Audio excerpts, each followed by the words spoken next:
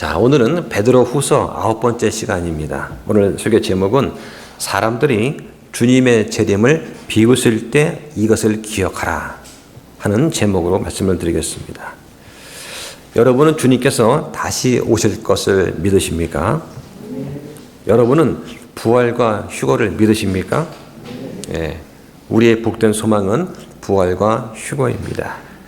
우리가 살아서 주를 만난다면 이것보다 더 큰 기쁨은 없을 것입니다. 천사장의 나팔소리와 함께 우리 몸이 갑자기 변화되어서 공중으로 올라가서 주를 만난다는 그 기쁨, 그 감격 정말 고대가 될 것 같아요. 그 순간에는 이 땅에 있던 그 모든 일들이 아무것도 기억나지 않을 것입니다. 다 잊어버리고 오직 주를 향해서 우리의 신랑 되시는 예수님을 바라보면서 두 손 높게 펴고 아마 하늘로 올라갈 거라 생각이 됩니다. 저는 고소공포증이 있어가지고 롤러코스터는 타지 못합니다. 그런데 휴거는 정말 기대가 돼요. 예, 얼마나 높이 올라갈까 정말 저는 아찔할 것 같은데. 예. 자, 그런데 사람한테 한번 정하신 육체적인 죽음이 있습니다.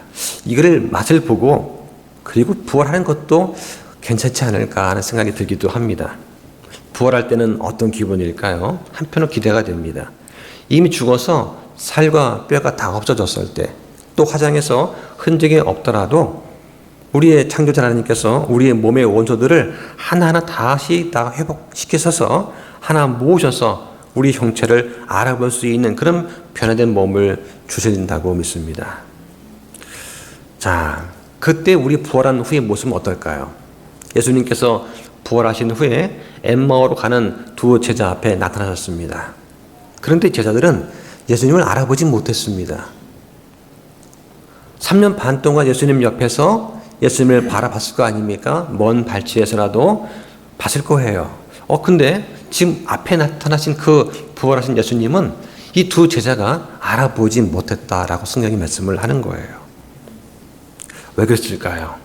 아마 이 땅에 존재하지 않는 것과 같은 그런 영광스러운 변화된 모습이기 때문 아닐까 생각이 됩니다. 예수님께서는 가장 영광을 받았을 때 그 모습으로 부활하셨습니다. 두 손 못자국과 허리에 장자국, 두 발에 못자국을 가진 채 부활하셨습니다. 아마 우리도 생전에 우리가 가장 주를 높이고 가장 주께 영광 돌리던 그때 그 모습으로 부활하지 않을까 생각이 됩니다. 베드로가 변화산상에서 모세와 엘리야를 알아봤을 거예요. 아마 젊었을 때 모세는 아니었을 것입니다. 아마 모세와 엘리야는 가장 주를 찬양하고 가장 높였을 때 그 모습으로 아마 변화산상에 나타났을 거예요. 그래서 우리도 마찬가지로 우리 생전에 가장 내가 주를 높였을 때 그 모습으로 부활하지 않을까 그런 생각을 해보게 되었습니다. 그런데 주님께서 다시 오신다는 이 성경 말씀을 비웃는 사람들이 있다고 성경은 말씀합니다. 세상에는 세 종류의 사람이 있어요. 유대인이 있고 이방인이 있고 교회가 있습니다. 그들은 주님의 재림을 어떻게 맞이할까요? 유대인은 예수님께서 메시아로 이 땅에 오신 것을 인정하지 않았습니다. 그로 인해서 장차 7년 환란을 통해서 극심한 고통을 겪고 난 뒤에 민족의 3분의 2가 죽임을 당하는 사상 유례가 없는 극심한 환란을 통하고 나서야 비로소 예수님을 메시아로 인정하는 일이 생긴다고 성경이 말씀을 합니다. 우리 교회는 어떻습니까? 예전에는 소망이 없던 그리스도 밖에 있었던 이방인이었습니다. 그런데 우리는 예수 그리스도의 피로 인해서 하나님의 자녀가 된 사람들입니다. 그리스도와 공동 상속자가 되었고 예수님의 신부가 되었습니다. 예수님께서는 우리를 형제라 부르시기를 부끄러워하지 않는다고 말씀을 하십니다. 우리 상태는 아직도 육신 때문에 죄를 짓고 있습니다. 연약합니다. 하지만 주님께서 다시 오시면 우리는 부활을 하고 휴거를 할 것입니다.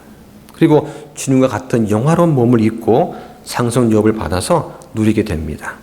자, 그런데 이방인은 어떻습니까? 이방인은 지금도 하나님이 계시다는 것, 그분께서 이제 다시 오신다는 그것을 또 오셔서 심판하신 그 사실을 인정하지 않습니다. 애써 부인합니다.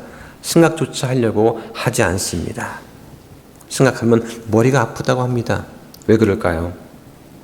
지금이라도 주님을 구원자로 영접하면 되는데 그렇게 하자니 지금까지 내가 지내온 이 모든 것들, 살아온 것들, 내가 이루어 놓은 것들, 이 모든 것들을 다 부인하고 내가 틀렸습니다. 주님만 옳습니다. 하고 고백해야 되는데 이게 싫은 거예요. 성경은 뭐라고 말씀하십니까? 앞으로 세상에는 두 종류의 사람만 있다고 말씀하세요.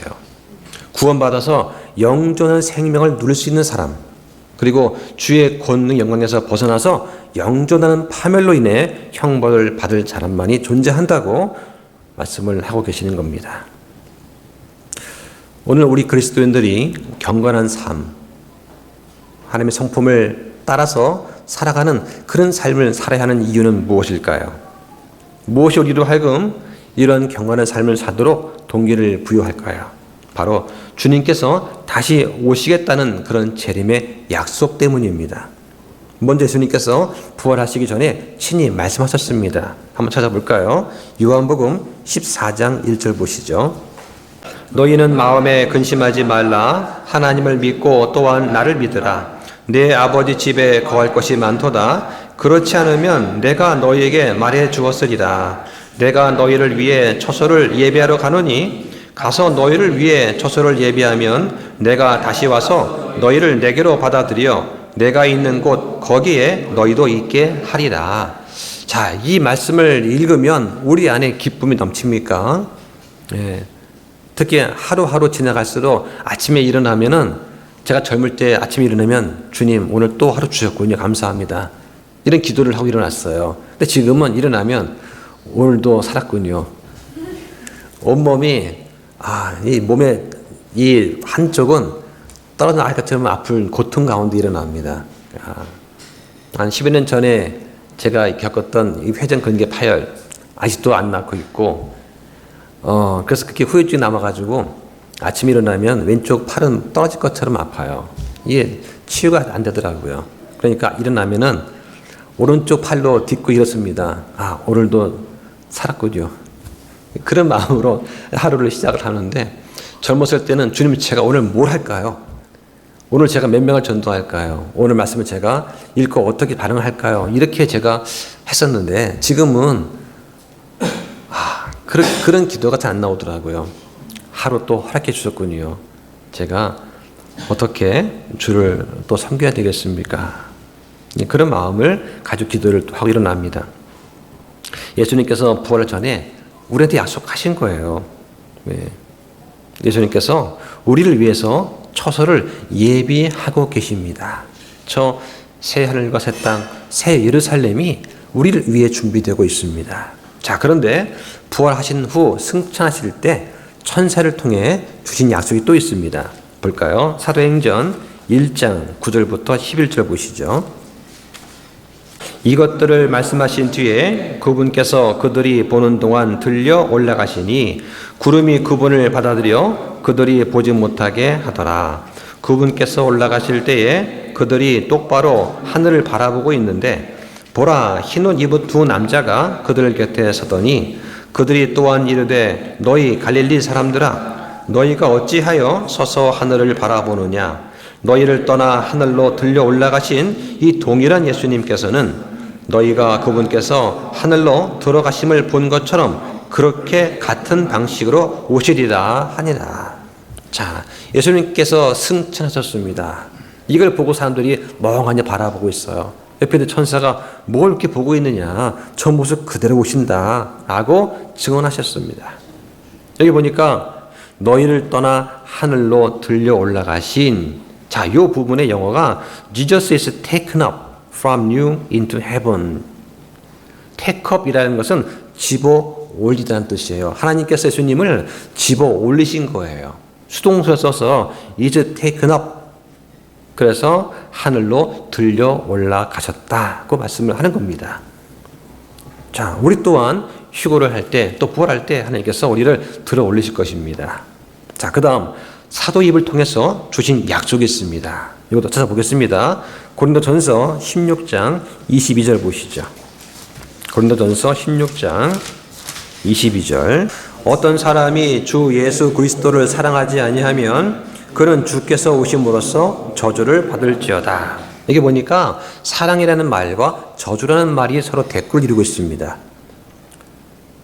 그래서 예수님께서 오심으로써 예수님을 믿지 않는 사람들은 저주를 받게 된다. 자, 요 문장에 영어 성경 보면은 헬러어가 그대로 음역이 된 구절이 있어요. 뭐냐면 아나테마 마르나타라고 하는 구절이 바로 영어 성경에는 그대로 있습니다. 자, 이걸 번역을 하면 주께서 오심으로써 저주를 받을지어다 라는 뜻이에요.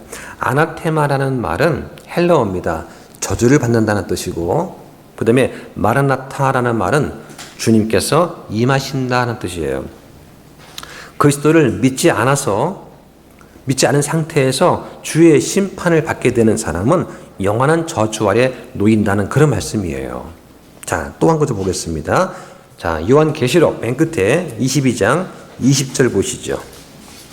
이것들을 증언하시는 분께서 이르시되 내가 반드시 속히 가리라 하시는도다. 아멘. 주 예수님이여 과연 그와 같이 오시옵소서라고 했습니다. 자, 이전에 우리 흔정역에는 내가 반드시 속히 오리라 했는데 이번엔 가리라고 했어요. 자, 이게 좀 직접 화법처럼 생동함 있게 표현하는 그러한 번역입니다. 그래서 뭐 다른 성경에는 그냥 오리라로 번역이 되어 있는데, 그런데 예수님 입장에서 내가 정말 속히 갈 거다라고 하는 거예요. 그러니까 우리 한국인 입장에서 볼 때는 이런 표현이 좀 와닿을 수 있어요. 예, 우리가 전화할 때 어디야? 내가 금방 갈게 이렇게 하잖아요. 그죠? 근데 영어로 할 때는 다릅니다. 영어는 화자가 입장이 아니라 청자 입장이에요. 듣는 사람 입장에서 표현하는 것이 일반적인 관례예요. 그래서 내가 금방 가는 중이야. 영어로 I'm coming이라고 합니다. 그래서 영어 성경에는 이제 come이라고 되어 있지만 우리 번역할 때 내가 속히 가리라 이렇게 번역을 했습니다. 자, 과연 이 말은 정말로 진정으로 이 뜻입니다. 정말 주 예수님이여 오시옵소서라고 좀 하는 거예요. 자, 그런데 비웃기를 좋아하는 사람들은 이렇게 말을 합니다. 오늘 본문에 베드로후서 3장 3절과 4절 보면 이런 말씀이 있습니다. 먼저 이것을 알라. 마지막 날들에 비웃는 자들이 와서 자기들의 정욕을 걸으며 이르되 그분께서 오신다는 약속이 어디 있느냐. 조상들이 잡는 이래로 모든 것이 창조의 시작 이후로 있었던 것 같이 그대로 계속되느니라. 이렇게 말을 하는 것이죠. 예. 이게 바로 예수님의 재림을 비웃는 사람들이 하는 말입니다. 우리는 인내심을 가지고 주님의 오심을 기다리고 있습니다. 우리가 살아가는 동안에 이렇게 우리의 소망을 비웃는 사람들, 주님께서 다시 올 것을 비웃는 그런 사람들이 있습니다. 그럼 우리가 어떻게 거기에 반응을 해야 될까요? 자, 우리는 앞으로 기껏해야 몇 년, 길어야 몇십 년 더 이런 비웃음을 당하게 됩니다. 그런데 노아는 120년이나 조롱을 당했습니다. 노아는 조롱을 당하면서 그냥 가만히 앉아있지 않았습니다. 사람들이 쳐다보고 지나갑니다. 조롱합니다.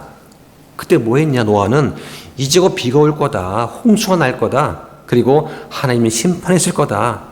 그러니까 회개하고 주께로 돌아오라. 이런 걸 외치면서 120년 동안이나 그 언덕 위에다가 나무를 잘라서 배를 만들고 있었습니다. 나무를 잘라서 배를 120년간 만들면서 비가 온다, 홍수가 난다, 심판이 있다, 너희는 빨리 회개하라, 이 말을 했다는 거예요. 여러분이라면 그 오랜 시간을 배를 만들면서 아니면 전도지를 돌리면서 주님이 곧 오십니다, 회개하고 주께로 돌아오십시오, 이렇게 외칠 수 있겠습니까? 그 정도는 아니더라도 사람들과 섞여 살면서 여러분 나는 그리스도인입니다 하고 시인하는 그런 삶을 우리는 지금 살고 있습니까? 이러면서 볼 때 노아는 정말 나보다 훨씬 더 의롭구나, 정말 하나님을 두려운 사람이구나 하는 것을 생각하게 됩니다. 그래서 하나님께서는 노아를 당대의 의인이라고 하셨을 거라 생각이 됩니다. 사람들이 주님의 재림을 비웃을 때 우리는 어떻게 해야 될까요? 베드로는 오늘 본문에서 이 문제를 다루고 있습니다. 이렇게 비웃는 자들을 향해서 우리가 가져야 될 중요한 태도가 있는데 모두 네 가지를 말하고 있습니다. 그것은 뭐냐? 기억하라는 거예요.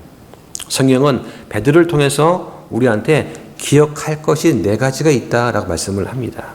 첫 번째는 우리를 비우는 사람들이 있다는 것을 기억하라고 말씀을 하십니다. 자, 오늘 본문 1절부터 4절까지 보세요. 자, 1절에 보니까 사랑하는 자들아 내가 이제 이 둘째 서신을 너희에게 쓰노라.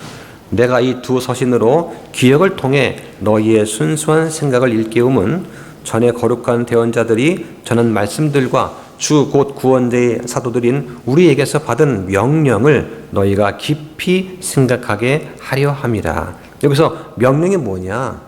사도들이 재림에 관한 명령을 받았습니다. 이 재림에 관해서 선포하라는 명령을 받았어요. 그리고는 너희가 깊이 생각하게, 이 말을 바꿔 말하면 명심하게, 바꿔 말하면 기억하게 라는 뜻이에요. 그래서 이런 명령을 너희가 기억하게 하려 함이라고 하는 겁니다. 베드로는 이 깊이 생각하는 것, 즉 명심하는 것, 다시 말해서 다시 한번 기억하는 것이 아주 가치가 있다라고 말을 하고 있는 겁니다. 이 서신의 앞부분에서 베드로는 사람들한테 항상 기억할 수 있도록 내가 애쓰겠다라고 말을 했습니다. 한번 볼까요? 거기 앞에 베드로후서 1장 12절에 보시면 이런 말씀이 있습니다. 베드로후서 1장 12절에 그러므로 비록 너희가 이것들을 알고 현재의 진리에 굳게 서 있을지라도 너희가 항상 그것들을 기억하게 하는 일에 내가 게으르지 아니하리라. 13절에 참으로 내가 이 장막에 있는 동안에 너희가 기억하게 하여 너희를 일깨우는 것이 합당한 줄로 생각한다. 15절에 또한 내가 떠나간 뒤에도 너희가 항상 이것들을 기억할 수 있도록 내가 애쓰리라 고 말씀을 하고 있습니다. 그러면서 오늘 본문 1절 2절에서 또다시 대언자들이 전한 이 말씀, 그리고 사도에게서 받은 명령을 너희는 기억하라고 말씀을 하는 거예요. 베드로는 순수한 생각을 일깨우기를 원한다고 말을 합니다. 여기 2절에 보니까 전에 거룩한 대언자들이 전한 말씀이 있습니다. 이 거룩한 대언자들이 누구일까요?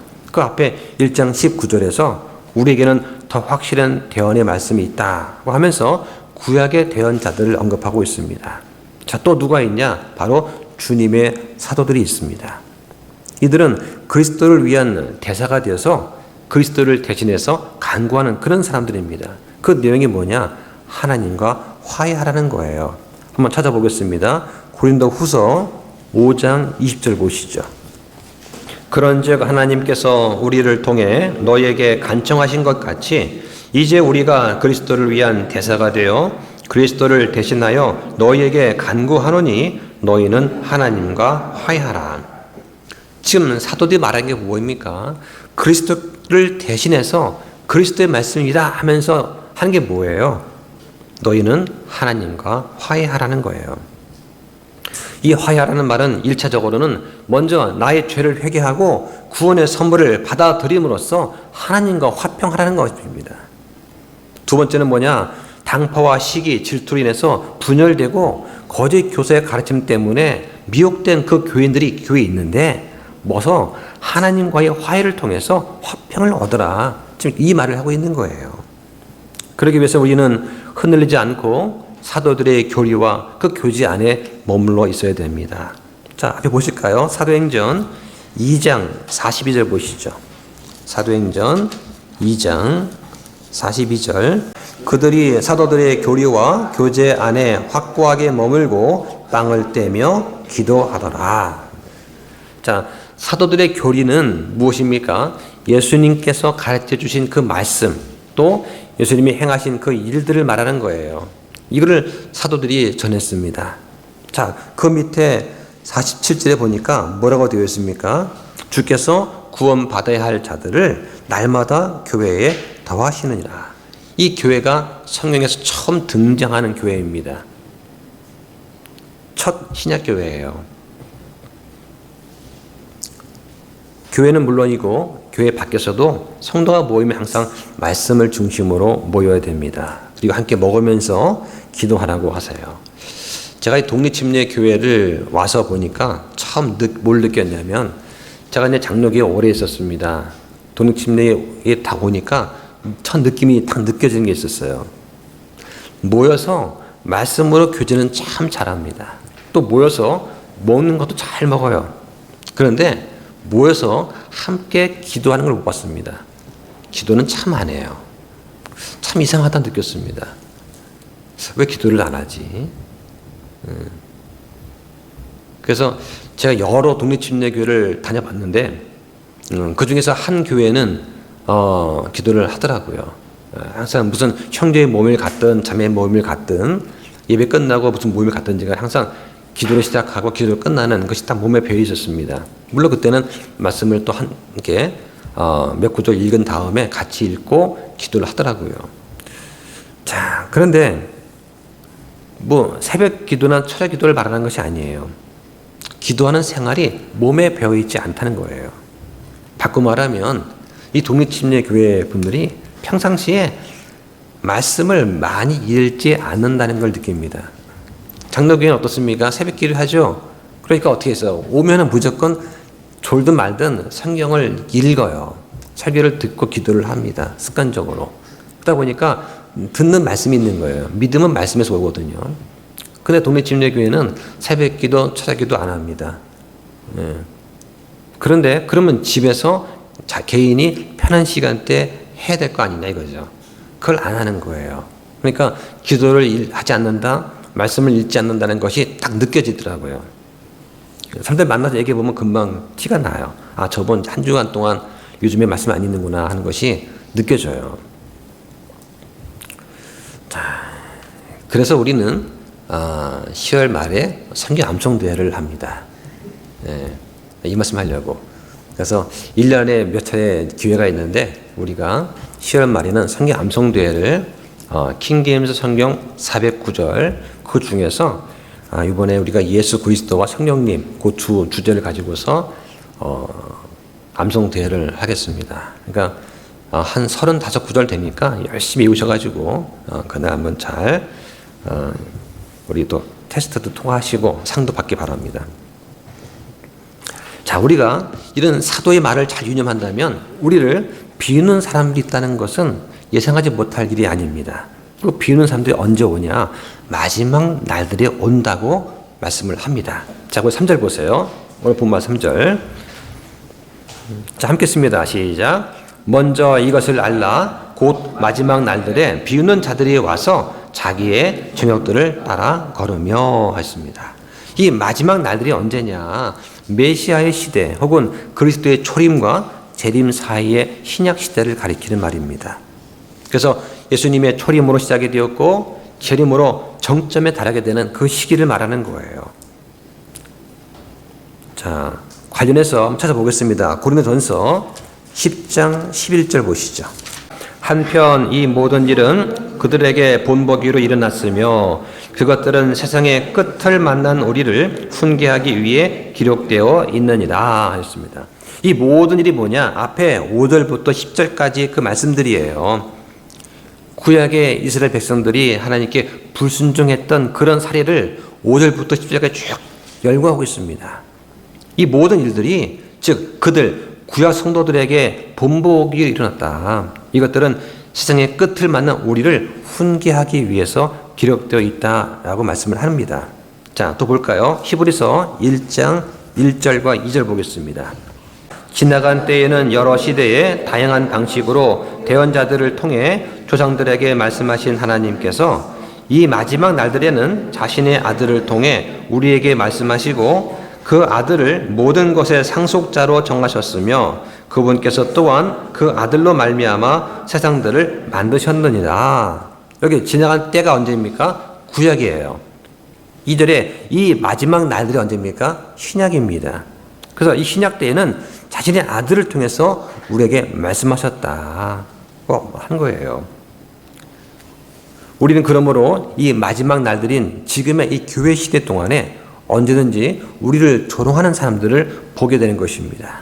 그런데 그들은 왜 우리를 비웃을까요? 그 이유가 무엇입니까? 그 이유를 3절에서 말씀합니다. 바로 자기들의 정욕을 따라 걷기 때문이다 하는 거예요. 주님께서 재림하시면 불경고하는 사람들, 즉 하나님을 따르지 않는 사람들을 심판하신다는 것을 잘 알기 때문에 그들은 양심의 가책을 덜어내기 위해서 비웃는 것입니다. 자기의 합리화를 합니다. 기독교를 비난합니다. 현대 철학의 이름으로 진리의 예수님을 부인하는 거예요. 진리가 어디 있느냐? 진리는 상대적이지 절대 진리가 어디 있느냐 하면서 진리이신 예수님을 부인하는 것입니다. 그 주장이 무엇입니까? 뒤에 4절에 나옵니다. 그 4절 보십시오. 4절 함께 봅니다. 시작. 이르되 그분께서 오신다는 약속이 어디 있느냐? 조상들이 잠든 이래로 모든 것이 창조의 시작 이후로 있었던 것 같이 그대로 계속되느니라. 여기서 그대로 계속된다는 거, 이게 바로 진화론 주장이에요. 이게 바로 인본주의자들, 자유주의자들의 주장입니다. 그들은 이렇게 말을 하는 거예요. 모든 것이 예전과 같이 그대로 계속된다. 이런 거를 동일 과정설이다 이렇게 부릅니다.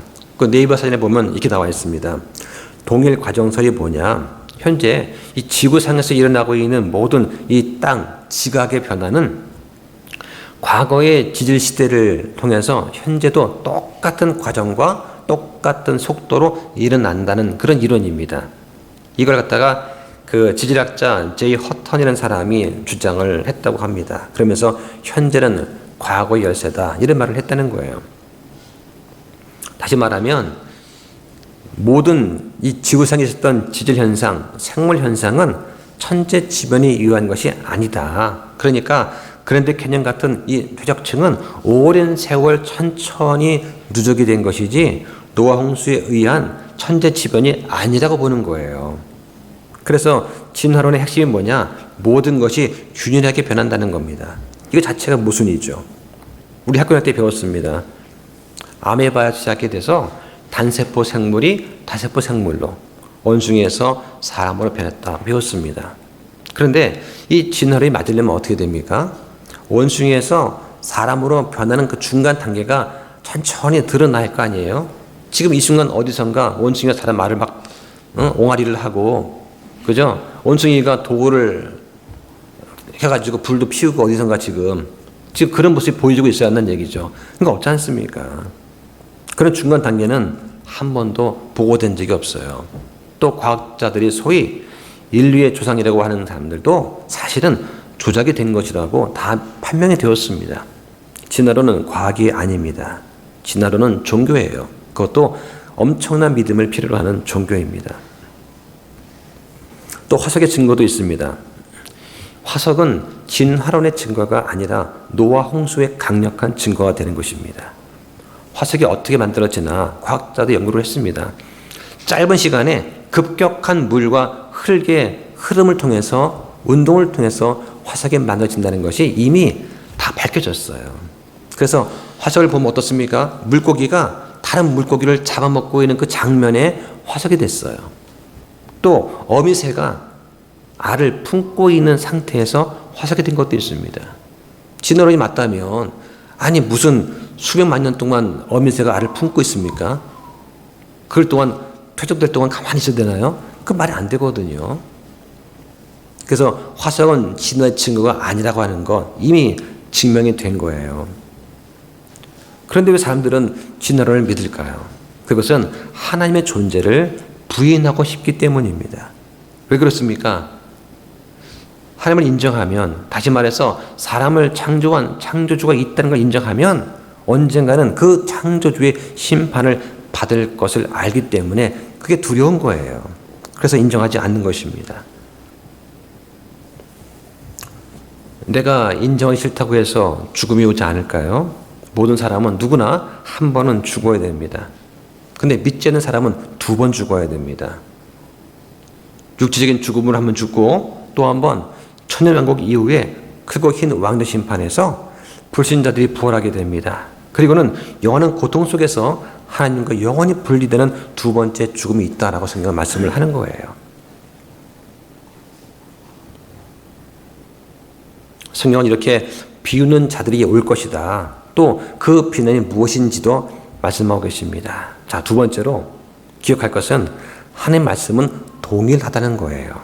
자, 오늘 본문 3장 5절부터 7절까지 보겠습니다. 자, 5절에 이는 그들이 이 사실, 즉 하나님 말씀에 의해 하늘들이 옛적부터 있었고 또 땅이 물에서 나와 물 가운데 서 있는 것을 일부러 알려하지 아니하기 때문이라. 그것들에 의해 그때 있던 세상은 물에 넘침으로 멸망하였으나 지금 있는 하늘들과 땅은 주께서 같은 말씀으로 보관하여 간직하사 하나님을 따르지 않는 사람들의 심판과 멸망의 날에 불사르기 위해 예비해 두셨느니라고 하십니다. 성경을 비우는 사람들은 노아 홍수 사건을 까맣게 잊어버렸습니다. 그리고 만물이 처음 있는 데부터 그대로 있다, 변한 것이 없다라고 주장을 합니다. 노아 홍수로 땅이 격변했다고 하는 사실을 간과하는 겁니다. 성경은 노아 홍수 이전에 세상이 물에 의해 멸망했다고 말씀을 하는 거예요. 그런데 사람들은 그 사실을 일부러 알려하지 않는다는 것입니다. 이 노아 홍수 사건에 대한 객관적 증거가 하나 있습니다. 바로 역사입니다. 노아 홍수 이후에 바벨탑 사건을 통해서 전 세계 민족이 흩어졌습니다. 그런데 전 세계에 흩어져 있는 그 민족들이 각각 자기 민족의 그 벽화에다가 노아 홍수 사건을 다 그림을 그려놨어요. 전 세계 민족들이 홍수에 대한 역사적 기록들을 벽화에다가 다 그림을 그려놓은 것입니다. 이름은 좀 다를 수 있어요. 명칭은. 그러나 스토리는 똑같습니다. 그런 이야기가 전 세계에 수백 개에 육박하는 거예요. 그런데 가톨릭이나 자유주의자들은 노아 홍수를 인정하지 않습니다. 성경이 뭐라고 하십니까? 기억하라고 말씀하시는 거예요. 그런데 사람들은 자기의 주장이 틀렸다고 측면하는 그 사건을 의도적으로 기억하지 않기로 선택을 한 겁니다. 그러면서 자기들의 현재의 생활 방식을 정당화하는 거예요. 사람들은 자기의 주장을 약화시킬 수 있는 증거는 그냥 무시합니다. 그리고 상대 주장을 공정하고 진지하게 다루기보다는 조롱하는 거죠. 이게 세상 사람들의 방식입니다. 하지만 노아의 홍수는 하나님의 말씀이 확실하다는 증거입니다. 성경에 따르면 옛 세상은 물로 멸망되었습니다. 베드로가 말하는 성경의 세상은 세 가지가 있어요. 옛 세상이 있고 지금 세상이 있고 앞으로 다가올 세상이 있습니다. 그 옛 세상은 뭐라고 하느냐? 베드로후서 2장 5절에 옛 세상을 아끼지 아니하시고 하나님을 따르지 않는 자들의 세상에 홍수를 내리실 때에 오직 의의 선포자인 여덟째 사람 노아를 구원하셨다고 말씀을 하는 겁니다. 이 옛 세상은 노아의 홍수 이전의 세상을 말하는 거예요. 이 같은 말씀, 같은 하나님의 말씀으로 뭐라고 하느냐? 하늘들과 땅은 심판과 멸망의 날에 불사르기 위해 예비해 두셨다고 말씀을 합니다. 자, 오늘 본문의 7절 보십시오.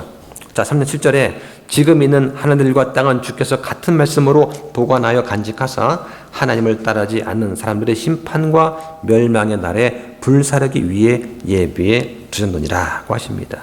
그래서 홍수를 내리겠다고 약속하시고 성취하신 그 동일한 말씀이 주의 재림과 그에 따른 심판에 대해서도 말씀을 하고 계시는 것입니다.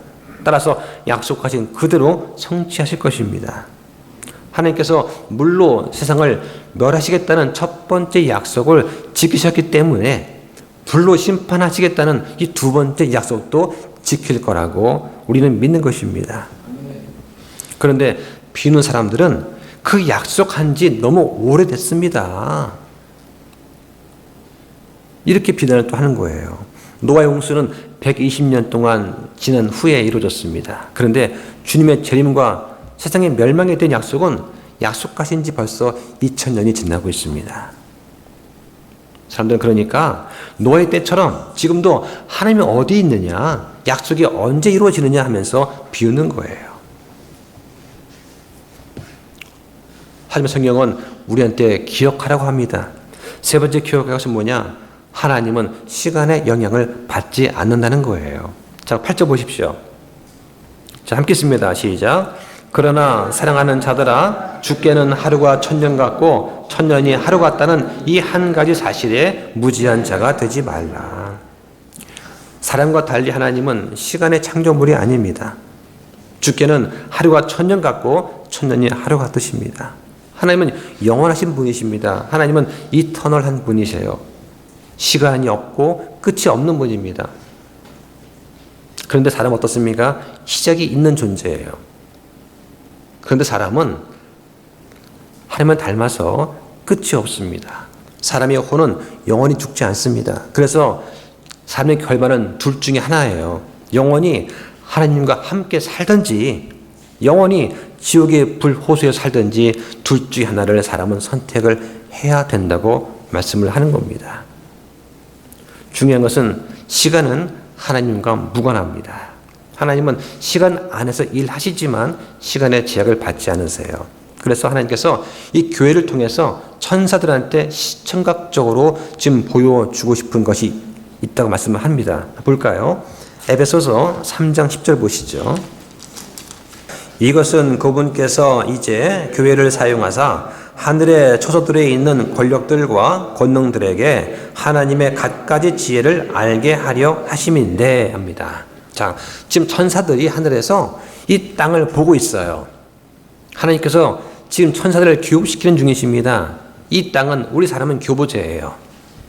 하나님께서 보니까 천사들이 하나님을 배반하고 천사의 3분의 1이 타락했습니다. 그래서 땅에 내려가서 거인들을 만들고 사람 결혼해서 거인들을 만들고 또 하나님께서 물로 홍수로 땅을 멸하신 것도 보고하시고 그러면서 지금 신약시대 교회가 됐어요. 하나님께서는 천사들한테 지금 알게 하는 것이 있어요. 하나님의 갖가지 지혜입니다. 이 천사들은 전능한 존재가 아니에요.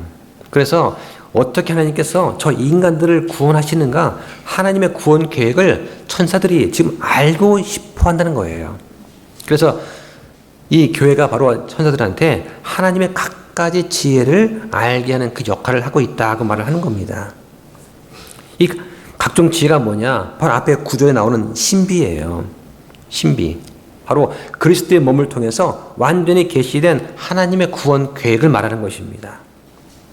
천사들은 유대인과 이방인의 차별이 무너지고 하나님의 왕국을 이루어가는 그 교회를 통해서 그동안 감추어졌던 하나님의 신비를 지금 하나하나 알고 있는 중입니다. 그것을 천사들이 보고 싶어 한다고 성경이 말씀하는 거예요.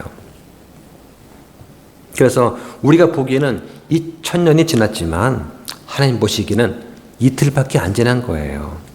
시편 90편 4절에 보면 주의 눈앞에서는 천년이 단지 지나간 어제와 같고 밤의 한 경점과 같나이다 하고 하세요.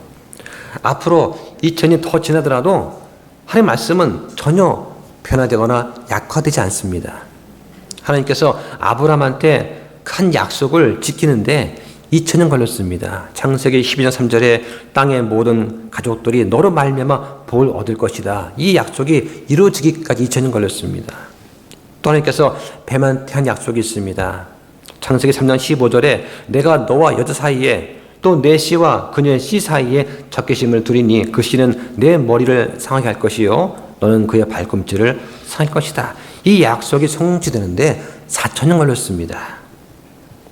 하나님께서 그리스도에 대한 이 초림의 약속을 지키셨기 때문에 그 아들에 관한 재림의 약속도 반드시 지키실 것입니다. 그때가 언제일까요? 언제 오십니까, 주님께서? 사도행전 1장 7절에 나옵니다. 보시죠. 그분께서 그들에게 이르시되 때나 시기는 아버지께서 자신의 권능 안에 두셨으니 그것들은 너희가 알 바 아니에요. 알 바 아닙니다. 이게 하나님의 응답이지요. 예, 어떤 사람들이 그러더라고요. 예수님 돌아가신 게 AD 30년이니까 2000년 지나면 2030년이 아니겠느냐. 뭐 이런 말도 있고요. 별의별 말이 다 있습니다. 예. 제가 군대 있을 때 한참 그 다미선교회가 활동을 하는 중이었기 때문에 뭐 군대에서도 난리날 정도였어요. 이제 곧 뭐 종말이 온다, 재림이 온다 해가지고 군인들조차도 근무 쓰면서 그 얘기를 할 정도니까. 예. 근데 지나갔지 않습니까? 예. 그때는 아무도 몰라요. 아버지 소관입니다. 예. 자, 그런데 왜 이렇게 주님께서 재림하시는 게 지연되느냐 하고 또 비웃습니다, 사람들이. 거 봐라, 오지 않지 않느냐 하면서. 자, 우리한테 말씀한 게 있어요. 하나님은 오래 참는 분이시다. 더디신 분이 아니라는 것을 우리는 기억해야 됩니다. 자, 오늘 본문 9절 보시죠. 3장 9절. 자, 함께 있습니다. 3장 9절. 자, 시작. 주께서는 자신의 약속에 대해 어떤 사람들이 더디다고 생각하는 것 같이 더디지 아니하시며 오히려 우리를 향해 오래 참으사 아무도 멸망하지 아니하고 모두 회개에 이르기를 원하시느니라. 어떤 사람들은 주님께서 약속을 정말 더디게 이행하신다, 잘 안 지키신다 이렇게 생각할 수도 있습니다. 왜냐? 다시 오시겠다는 약속하신 지 2000년 지났습니다. 초기 교회 시대에도 사람들은 예수님께서 곧 다시 오실 줄 알았습니다. 그래서 교회에 모여서 함께 먹고 자고 나누고 했습니다. 사도 바울조차도 자기 생전에 주님께서 오실 줄 알고 있었어요. 근데 주님 빨리 오시지 않는 거예요. 사람들은 하나둘 흩어지기 시작했습니다. 사람들이 더디다 생각할 수 있지만 그렇게 지연되는 되는 이유가 있습니다. 주님께서는 오래 참으사 아무도 멸망치 않고 모두 회개에 이르기를 원하신다고 말씀을 하시는 거예요. 하나님은 공의로우십니다. 또한 긍휼과 사랑이 많으세요.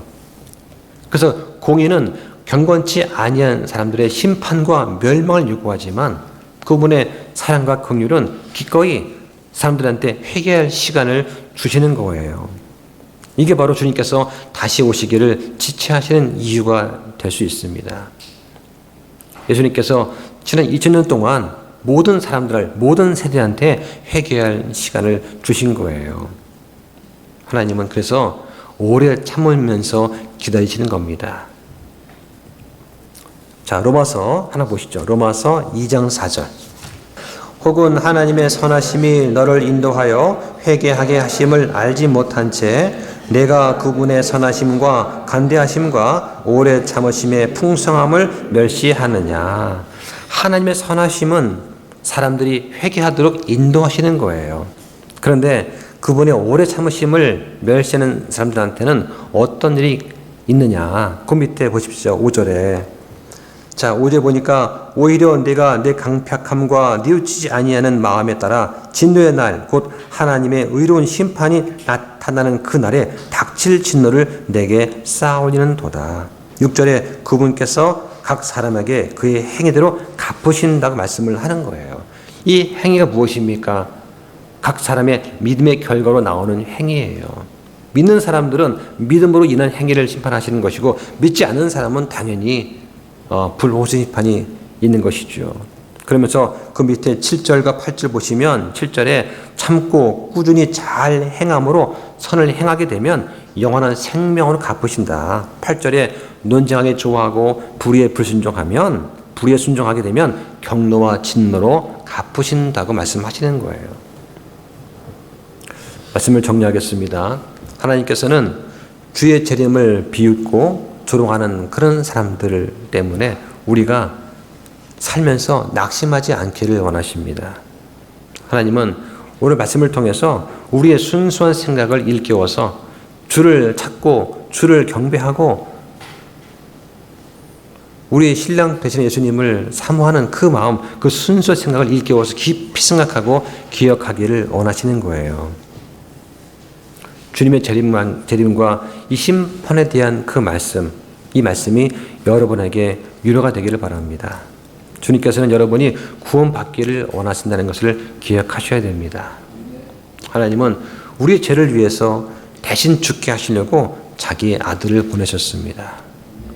하나님은 사람의 죄를 대속하고 또 부활까지 하시고 죄와 사망의 권세를 이길 존재가 하나님 자신 외에는 없다는 걸 아셨어요. 그래서 우리 모두가 회개할 그 시간을 주시려고 아들 그리스도를 한번 보내셨고 또 이제 다시 보내셔야 되는데 그걸 참고 계시는 거예요. 조금만 더 참아서 저 아이가 구원 받아야 되는데, 저 아이가 좀 구원 받아서 회개할 것 같은데 좀만 더 기다리자 하고 참으시는 거예요. 예수님이 다시 오시면 믿는 우리한테는 부활과 휴고의 기쁨의 그런 순간이 됩니다. 하지만 믿지 않는 사람에게는 심판과 멸망과 후회 시간이 될 것입니다. 그때는 더 이상 기회가 없습니다. 이사야 55장 6절에 보면은 너희는 주를 만날 때에 그분을 찾으라. 그분께서 가까이 계실 때 그분을 부르라고 하십니다. 하나님의 공의로 인해서 모든 것이 규정에 간직되어 있습니다. 하늘과 땅은 심판 날까지 예비해 두세요. 그래서 진노의 날, 하나님의 의로운 심판이 나타나는 그 날에 진노를 쌓아두게 됩니다. 하나님은 오래 참으십니다. 하지만 공의 하나님이세요. 우리는 그 은혜의 복음에 순종할 수 있어야 됩니다. 우리가 살면서 그 은혜의 풍성함이 어떠한지 깨닫고 마음껏 누릴 수 있어야 됩니다. 그러면서 또한 우리는 이 땅에서 예수님을 거부하고 믿음이 없고 그 패역한 세대로부터 너희 자신을 지켜서 구원하라고 말씀을 또 하시는 거예요. 구원을 위한 하나님의 선물이 준비되어 있습니다. 이 말씀을 통해서 증거하시는 예수 그리스도를 마음으로 믿고 시인하면 누구나 구원받습니다. 그런 복이 우리를 통해서 많은 사람들한테 임할 수 있기를 주의 이름으로 축원합니다. 기도 마치겠습니다.